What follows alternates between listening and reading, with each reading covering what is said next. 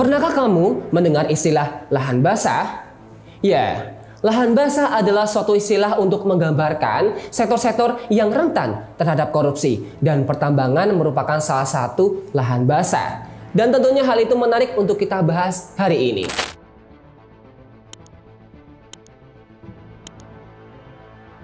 Menurut Komisi Pemberantasan Korupsi, terdapat 6 lahan basah yang menjadi tempat bagi oknum abdi negara untuk melakukan korupsi. Seperti halnya komitmen fee terkait pengadaan barang dan jasa, kemudian reformasi birokrasi seperti mutasi dan rotasi jabatan, bahkan proses rekrutmen pegawai. Kemudian pemberian izin terkait usaha tambang, menaikkan nilai atau markup proyek, kemudian komitmen fee atas suatu proyek, dan ketok palu pengesahan anggaran belanja suatu daerah. Dan seperti yang kita ketahui bersama bahwasannya korupsi ini memiliki dampak negatif, seperti halnya kerugian terhadap negara, ketidakadilan, penghambatan pembangunan, dan kerusakan lingkungan. Mengutip kalimat seorang akademisi dan seorang penyuluh korupsi yang dimuat dalam berita Kompas.id, yaitu Hania Rahma, mengatakan sektor tambang merupakan lahan basah dan mudah dikorupsi karena penanganan korupsinya relatif lebih sulit. Namun, korupsi tambang ini sangat berbahaya bagi dampak sosial masyarakat karena korupsi sumber daya alam hanya akan berhenti saat sumber daya alam itu habis. Kemudian muncul pertanyaan, apakah benar bahwasanya kasus korupsi di sektor pertambangan akan berhenti jika sumber daya alam itu sudah habis? Tentunya terlebih dahulu mari kita bahas beberapa kasus korupsi di sektor pertambangan yang terjadi di Indonesia.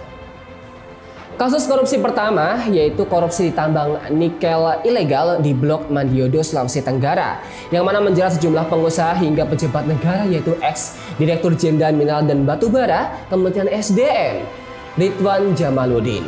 Ridwan disebut telah berkontribusi dalam memuluskan praktik tambang ilegal di lahan konsesi milik PT Antam Tbk, dan dampaknya negara dirugikan hingga 5,7 triliun rupiah.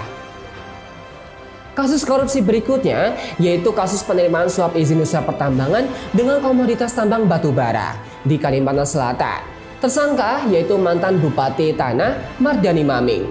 Saat ini sudah dijebloskan ke lapas Sukamiskin dan dipidana penjara 12 tahun dengan denda 500 juta rupiah dan harus membayar uang pengganti senilai 110,6 miliar rupiah. Dan masih banyak kasus korupsi di sektor pertambangan yang terjadi sehingga merugikan bangsa dan negara kita. Lalu kenapa sih sektor pertambangan menjadi lahan basah bagi koruptor? Tentunya hal ini terdapat beberapa faktor yang membuat koruptor menjadikan pertambangan sebagai lahan basah untuk korupsi. Berikut ini adalah beberapa faktor sektor pertambangan menjadi lahan basah bagi koruptor. Yang pertama adalah kompleksitas proses perizinan dan pengawasan. Regulasi yang mengatur sektor pertambangan cukup kompleks dan terdapat beberapa regulasi yang tumpang tindih, sehingga hal ini membuat rentan terhadap manipulasi dan penyelewengan oleh koruptor.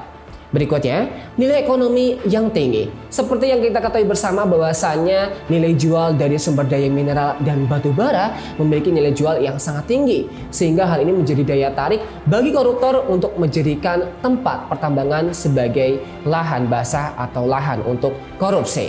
Dan berikutnya adalah keterbukaan informasi yang rendah.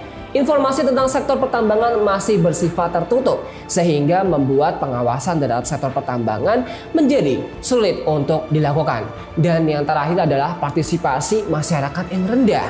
Masyarakat yang tinggal di sekitar wilayah pertambangan seringkali tidak memiliki akses informasi dan partisipasi yang memadai dalam pengelolaan sektor pertambangan, sehingga membuat mereka mudah untuk didiskriminasi dan dieksploitasi. Ini nggak bisa dibiarin nih. Tentunya butuh langkah-langkah pencegahan agar kasus-kasus korupsi yang telah terjadi tidak terulang kembali. Dan berikut ini adalah upaya pencegahan agar kasus korupsi di pertambangan tidak terjadi kembali. Upaya pencegahan yang pertama yaitu meningkatkan transparansi dan akuntabilitas dalam proses perizinan dan pengawasan. Pemerintah perlu meningkatkan transparansi dan akuntabilitas dalam pengelolaan sektor pertambangan. Hal ini dapat dilakukan dengan membuka akses informasi kepada publik dan memperkuat sistem pengawasan. Langkah berikutnya adalah meningkatkan peran masyarakat dalam pengawasan. Hal ini dapat dilakukan dengan bergabung dalam organisasi atau komunitas anti korupsi, dan masyarakat perlu berani untuk melaporkan dugaan kasus korupsi kepada pihak yang berwenang. Dan langkah yang berikutnya adalah meningkatkan sanksi dan penegakan hukum. Lembaga penegak hukum seperti halnya Komisi Pemberantasan Korupsi atau KPK, Kepolisian Republik Indonesia, dan Kejaksaan Agung perlu meningkatkan upaya penegakan hukum terhadap para pelaku korupsi. Upaya-upaya pencegahan korupsi di lahan basah pertambangan harus dilakukan secara simultan dan berkelanjutan. Dengan bekerjasama dengan berbagai pihak, diharapkan dapat menciptakan tata kelola di industri pertambangan yang bersih dari korupsi.